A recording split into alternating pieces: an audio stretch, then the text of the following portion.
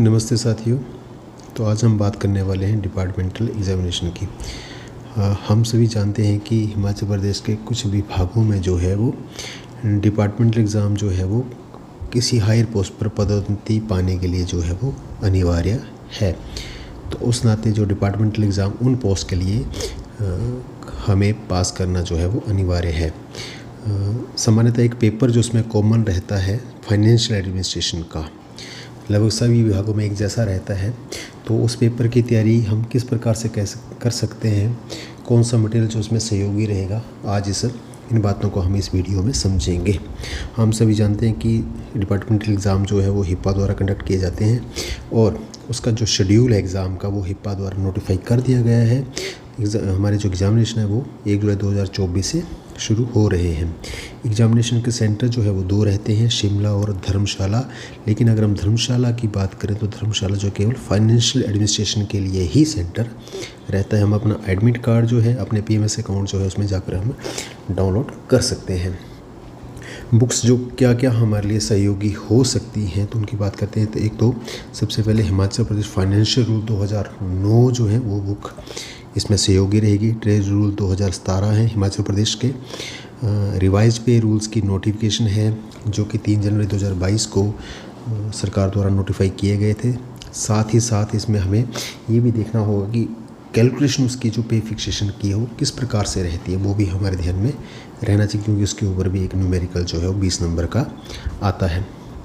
Leave rules हैं, GPF rules हैं, FRSR part first है, जनरल रूल्स हैं। इस बुक में जनरल रूल्स रहते हैं जैसे कि ड्यूटी क्या है, ऑनरेरियम क्या है, या फिर पे क्या है, सस्पेंशन किस तरह से होगी, सस्पेंशन रिपोर्ट किस तरह से होगी, डेट ऑफ बर्थ किस तरह से होगी। इस तरह के जनरल रूल जो है वो इस बुक में है, तो ये भी ज़रूरी है।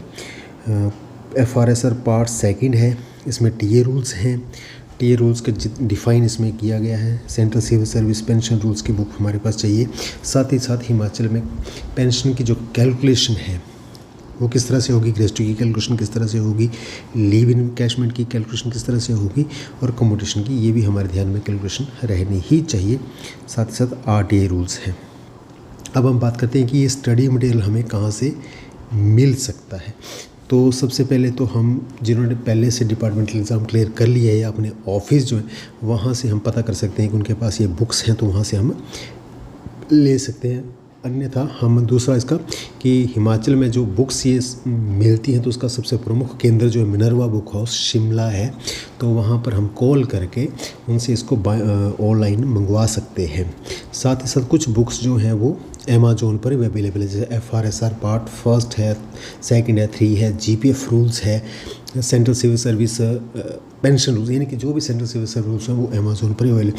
पर हम वो बुक्स मंगवाती बार ये ध्यान रखें हमें जो है वो रेफरेंस बुक ही मंगवानी चाहिए जो कि गवर्नमेंट द्वारा अप्रूव हो, और स्वामी पब्लिकेशन की जो बुक्स हैं वो उनको सरकार द्वारा रेफरेंस के रूप में अप्रूव किया गया है, क्योंकि एग्ज़ामिनेशन के अंदर जो है रेफरेंस बुक ही अलाउड रहती है।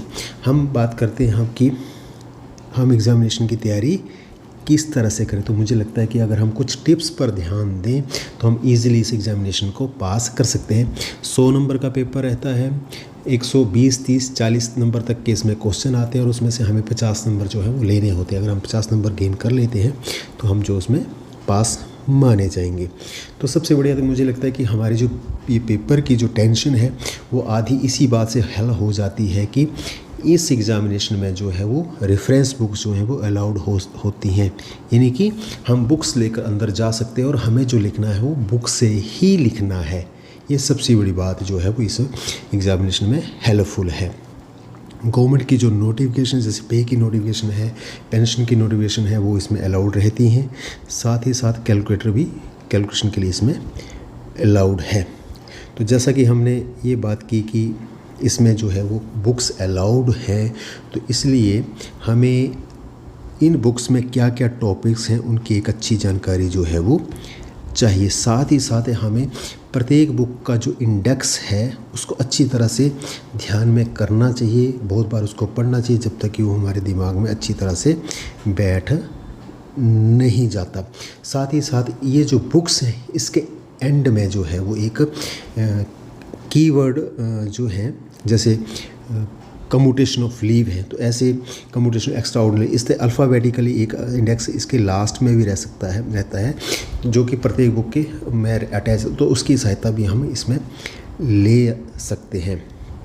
इसके बाद जब भी हम एग्ज़ाम में बैठें तो एग्ज़ाम में जब भी हम कोई क्वेश्चन देखें तो हमें ये ध्यान में आना चाहिए कि ये क्वेश्चन जो है किस बुक के में से लिया गया है, और उसको देखकर हमें क्या करना चाहिए कि तुरंत उस बुक के टॉप जो इंडेक्स है उसमें जाना चाहिए। और इंडेक्स इसलिए हमें, क्योंकि इंडेक्स से हमें हेल्प मिलेगी ये टॉपिक उस बुक में कहाँ पर होगा, इसलिए हमें उस बुक के इंडेक्स का जो है वो अच्छा नॉलेज होना ही चाहिए।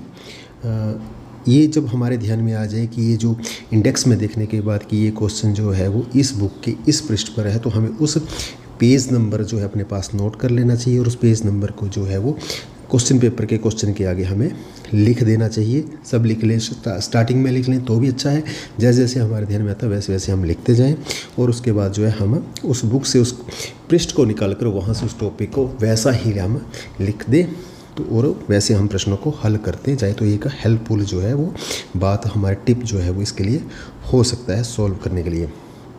पे फिक्सेशन और न्यूमेरिकल जो है वो उसका पेंशन का उसमें रहता है, तो उसको जब हम हल करें तो ये ध्यान रखें कि जब हमने उसको हल कर लिया हो तो उसके बाद कम से कम उसको ट्वाइस और 2 या 3 बार उसको हम ज़रूर चेक करें ठंडे दिमाग के साथ, या जो भी रिलेवेंट रूल उनके साथ, ताकि वो हमारा जो न्यूमेरिकल है वो गलत ना हो, उसमें कोई गलती ना हो। तो इस प्रकार से ये जो कुछ बातें हैं वो हमने इस वीडियो में जो है वो डिस्कस की कि कौन कौन सी बुक्स जो है वो हमारे लिए इस एग्ज़ामिनेशन में सहयोगी हो सकती हैं, और साथ ही साथ हमें ये बुक्स, ये मटेरियल जो है कहाँ से मिल सकता है, और किस प्रकार से हम जो है इस एग्ज़ामिनेशन को आसानी से पास कर सकते हैं। फिर भी आपकी कोई क्वेरी हो, कोई आपकी शंका हो, तो आप इस वीडियो के कमेंट बॉक्स में जाकर अपना कमेंट जो है लिखकर अपनी क्वेरी लिखकर भेज सकते हैं। आप व्हाट्सएप कर सकते हैं, आप ईमेल कर सकते हैं, आप फ़ोन भी कर सकते हैं। आशा है आपको ये वीडियो पसंद आया होगा, आप इन टिप्स से ज़रूर आपको लाभकारी लगे होंगे। मेरी आपको प्रारंभ में ही अग्रिम शुभकामनाएं हैं कि आपका जो ये डिपार्टमेंटल एग्ज़ाम जो हो उसमें आप उत्तीर्ण हों। धन्यवाद।